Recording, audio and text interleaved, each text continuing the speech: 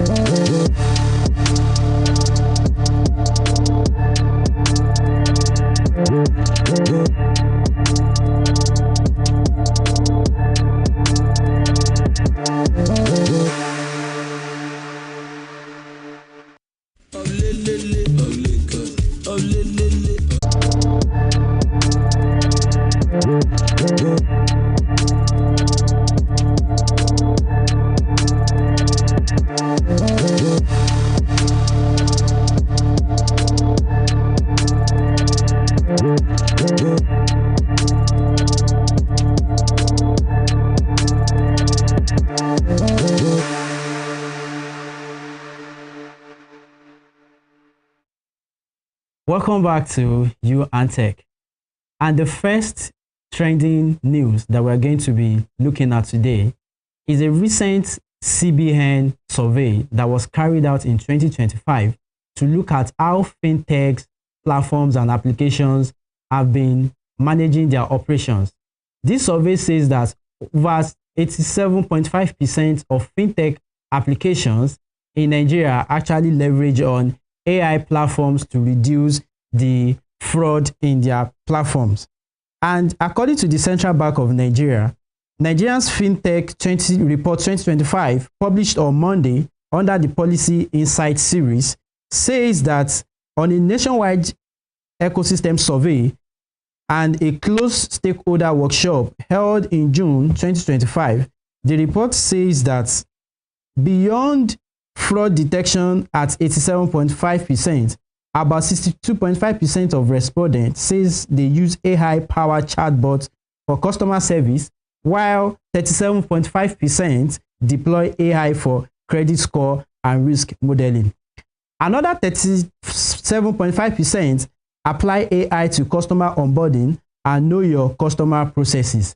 Only 12% of the surveyed firms reported that they are not currently using AI at all.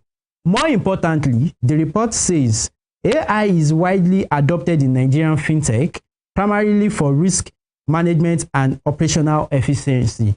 Fraud detection is the most common use case of a significant margin employed by 87.5% of companies, and this underscores the severity of fraud challenge, which was described in the closed-door stakeholder workshop on a big issue in the industry.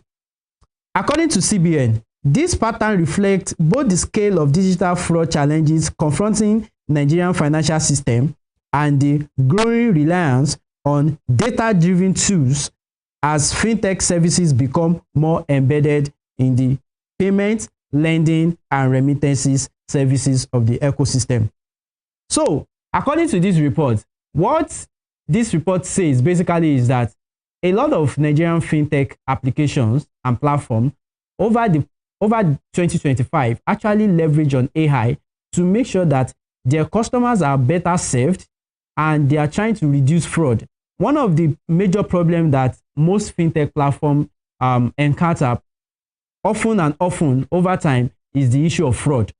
If it is not from external sabotage or internal collaboration, millions of nairas have been lost to fraud, either due to social engineering, hacking, and all other social vices that you can think of.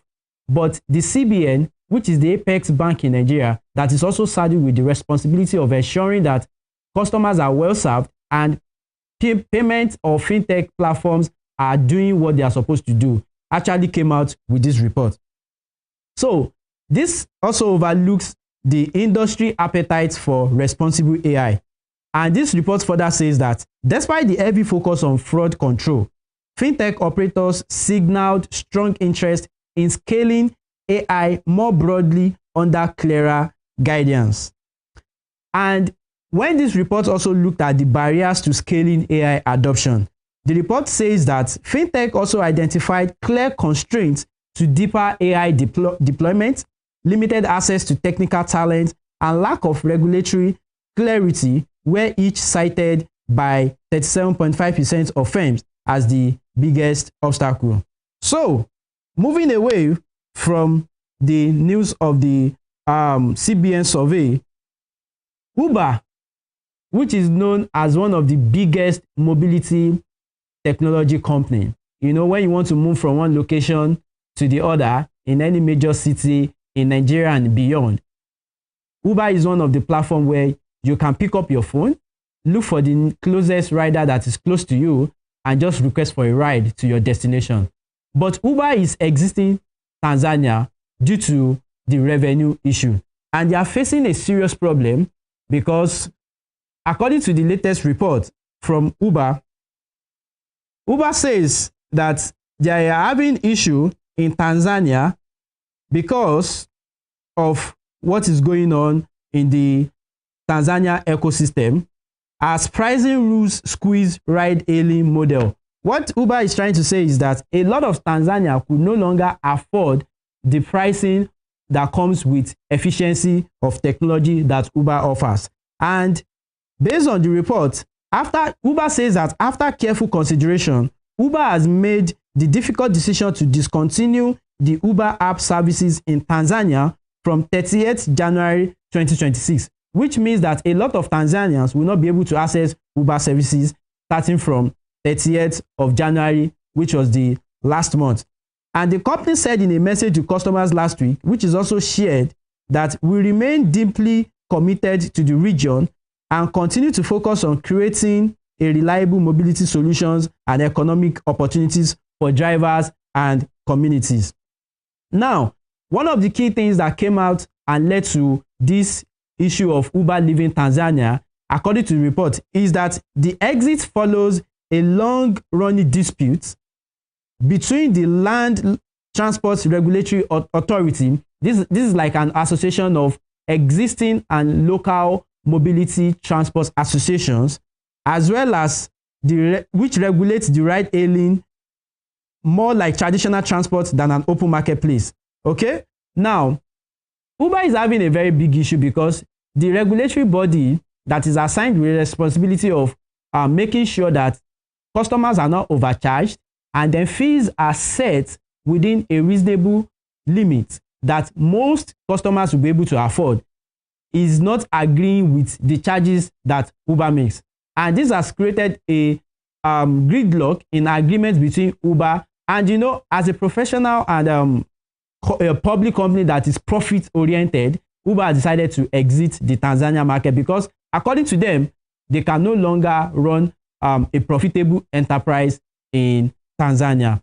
So that is why Uber is leaving Tanzania.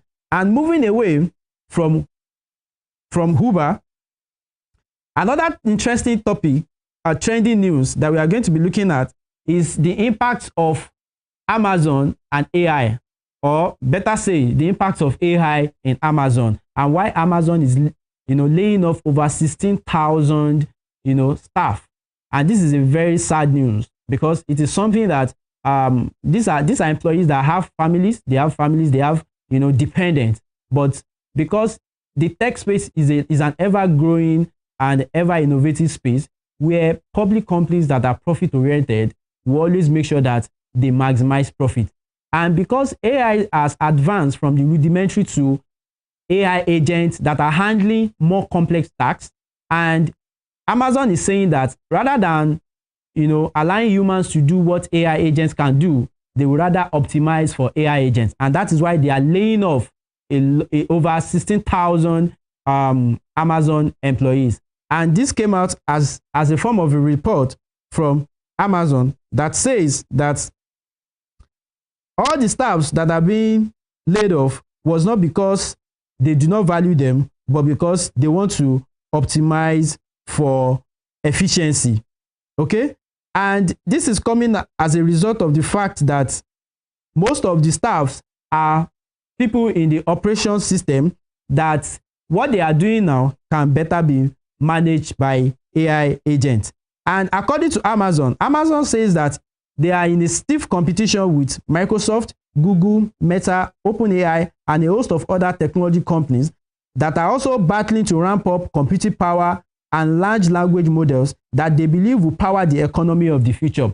Amazon is not just an e-commerce platform. They also offer cloud computing services, and they want to ensure that they remain a dominant force. And that is why laying off over 16,000 employees is a big shake.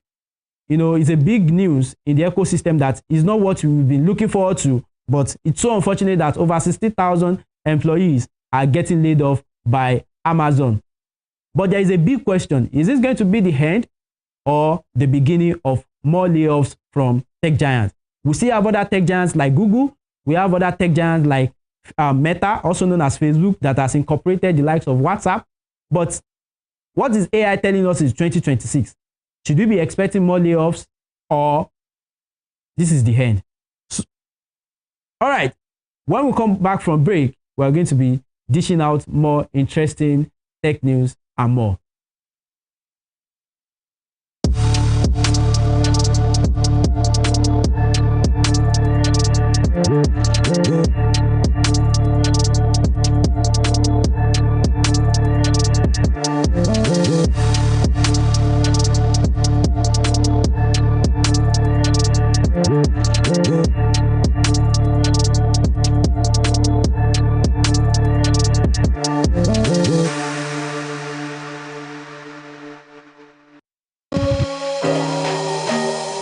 Up to 75% of all new human diseases come from animals. Ebola, anthrax, and monkeypox all came from animals. And as more dead